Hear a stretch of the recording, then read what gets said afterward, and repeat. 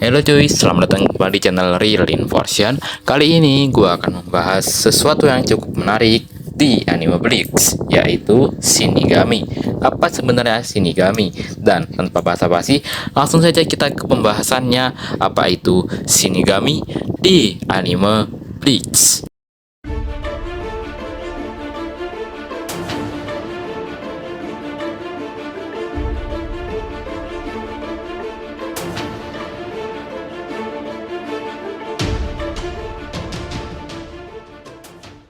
Shinigami atau Dewa Kematian adalah penjaga dari jiwa-jiwa yang akan melalui lingkaran transmigrasi.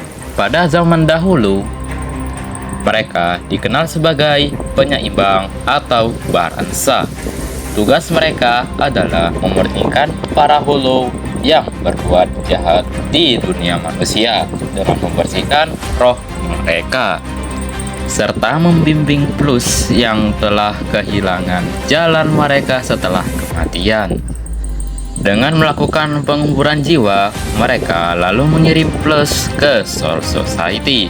Shinigami juga dikenal sebagai kebalikan dari Quincy.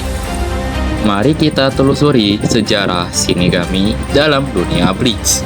Bagaimana mereka muncul dan bagaimana peran mereka telah berkembang sepanjang waktu. Apakah ada peristiwa penting atau konflik yang melibatkan Shinigami? Sejarah Shinigami melibatkan organisasi bernama Gotei 13 yang bertanggung jawab atas tugas menjaga keseimbangan roh antara dunia manusia dan Soul Society. Peran mereka telah berkembang sepanjang waktu, terutama melibatkan konflik dengan para Hollow serta menghadapi ancaman internal dan eksternal. Peristiwa penting termasuk upaya melindungi dunia manusia dari serangan Hollow dan keberadaan Vice Sword, Shinigami yang terinfeksi oleh Hollow. Selain itu, kisahnya juga melibatkan konflik seperti Aizen dan Espada. Keseluruhan sejarah Shinigami di Bleach ditandai oleh pertempuran melawan kekuatan gelap dan perjalanan karakter untuk memahami dan melampaui batas kekuatan mereka. Bagaimana seseorang bisa menjadi Shinigami? Apakah ada proses khusus atau syarat tertentu yang harus dipenuhi? Kita akan membahas bagaimana karakter utama dalam Bleach seperti Ichigo Kurosaki memperoleh kekuatan Shinigami. Shinigami memiliki Shinigami pengganti, yang berarti Shinigami pengganti adalah seseorang yang menjadi Shinigami dengan memperoleh kekuatan dari Shinigami lain, atau dengan melalui proses yang jauh lebih sulit dan beresiko untuk mengubah dirinya menjadi salah satunya. Cara memperoleh kekuatan Shinigami lain ini dilakukan dengan menusukkan Zanpakuto kutunya ke dada seseorang yang ingin memperoleh kekuatan. Namun, persentase keberhasilannya rendah. Dalam hal ini, seseorang biasanya memperoleh sekitar setengah dari kekuatan Shinigami itu. Dan hanya sementara pada saat itu, memindahkan kekuatan Shinigami untuk manusia dilarang oleh Soul Society. Dicontohkan seperti Ichigo. Untuk bertarung sebagai Shinigami, ia harus meninggalkan tubuhnya dan berubah ke dalam bentuk roh, yang hanya bisa dilakukan dengan menggunakan sebuah Gokon Tekko atau permen roh. Saat kejadian sebelumnya, tubuhnya harus dijaga sampai ia menyelesaikan pekerjaannya dan kembali memasukinya. Jika Shinigami pengganti muncul, Soul Society memberikan Shinigami itu rencana khusus yang mereka gunakan untuk memantau dan membatasi si pengganti.